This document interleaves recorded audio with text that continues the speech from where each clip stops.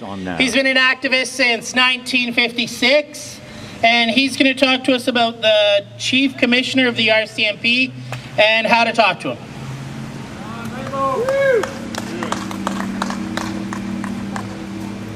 Ladies and gentlemen, I think as the gentleman that precedes me invited us to all understand that in fact we are souls. We are souls in what appears to me to be an eternity. And when people say, well, how can you possibly say that?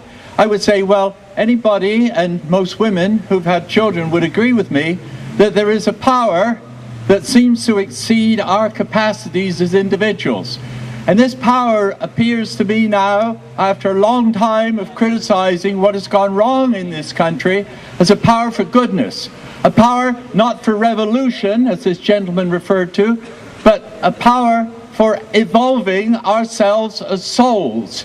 And a part of what the gentleman referred to, the idea of, first of all, we cannot penetrate the mystic realms until we've passed through death, of course, is one of those things that is meant not only in a practical sense, that is of dying and losing your body and rotting in the grave and coming back, but it also means that we die to what is old and we look up for what is new and what is purposeful in what we do. And so I suggest that in spite of accepting the fact that we are in a de facto police state, I would like to address, as a visiting gentleman for more than 50-odd years studying Canada, as an activist, engaged in most of the activities that were not political but philosophical in form, because I think politics is a low order of thinking, because it's selfish, it's based on ego, and I do believe that the ideal, the one I've been offering as a solution now in the court here even, is a none of the above on the ballot. A very simple option to having elect even well-spoken, great orator politicians, but common people who then, to prove a real evolutionary leap forward in the structure of government, would adopt the forms of the Aboriginal people who were here before us and on whose lands I stand and with whom I have stood for many years against the colonization which they have tolerated.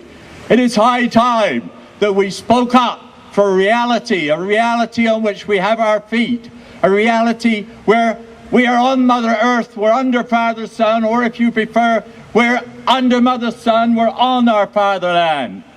It is where we bear our children that becomes our native connection. My children, grandchildren, and great-grandchildren are born on this soil, and I do believe they have native rights. But before they have native rights, we must have an honourable settlement with the Aboriginal people. And for that I have fought in this country for more than 25 years. And I have seen no result, because nobody came back and said, well, what might possibly be honourable? Well, I'll tell you what honourable is when we're no longer slaves. And we're no longer slaves under an oppression, military police state that we have been in for most of the last 50 years that I've been here. And before, if you look into history, it is time now for the common people to raise their voices together from the West Coast to the East Coast and say to the Commissioner of the RCMP, are you an honourable man who serves the purposes of the people, the peaceful people of Canada, or are you just another fraud representing these foreign monetary interests who stole from the people of Canada in 1972 the appropriate use of the Bank of Canada, which was the People's Bank of Canada, which was set up by a man called Grattan McGeer in Vancouver in 1934. Two of the men who were trustees at that time are now still alive. What? And I'll tell you who they are. Well, one I can tell you. The other one still remains secret. I don't know, but I do know people that do know. One of them is Chrétien, and it happened in 1972.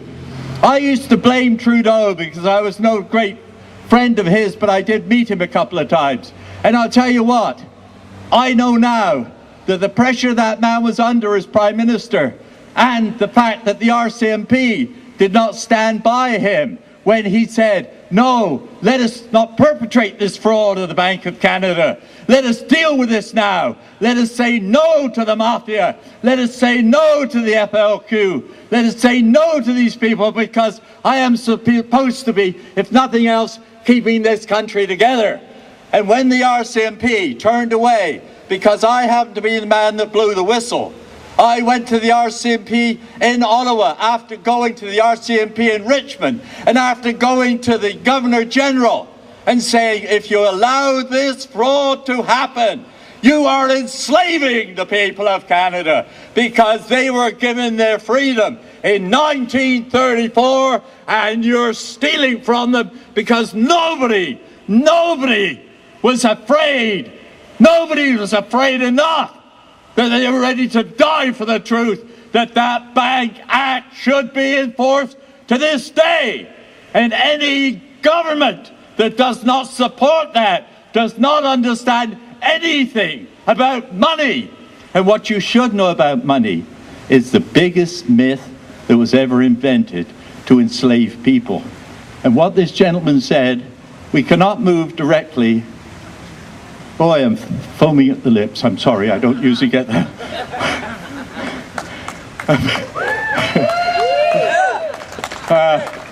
Excuse me. Anyway, cut a long story short, I think we should take this opportunity, while we're apparently speaking to more than one or two people, to say to the new commissioner of the RCMP, who according to press reports has now instituted a new division. It's called A Division. Oddly enough, I don't know whether they didn't have one like that before, but they do now. And what he said, in fact, in at least what the press reported, was that this was intended to rout out corruption in Canada. Well, because I think, you know, like the commissioner of the RCMP might try to think, and I think, my God, what have I said? How on earth am I going to do that? Everything in Canada is corrupt. You know, every secret society, every secret, it's a corruption by somebody against somebody else. It's taking advantage of somebody. We have to get past the secret thing. We have to get into a common understanding that we're all divine beings. And we're here on an eternal journey. And if we do any good in the time we're here, then my tendency is to believe things can only get better. Thank you for your patience, and I hope it didn't get too wound up there. Thank you. I'm very wound up, by the way. I should be angry, but I look for humor, because humor can sometimes, lead us to a better path. And I thank the gentleman over here, who is a monk. I'm a Reverend Brother in the Church of the Universe. I was made that because in 1978 I went to the Supreme Court of Canada after growing it publicly in Richmond. Did my own law, got to the Supreme Court, did 3 months in the Islama at Ocala for civil disobedience, and so on. So, I tell you, once you get into this game of struggling against the oppressor, it seems to me there's no way back.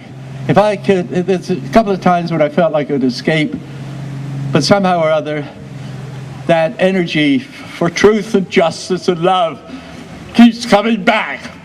And as long as that comes back, we don't have to take up arms. Thank you very much for your patience. Thank you.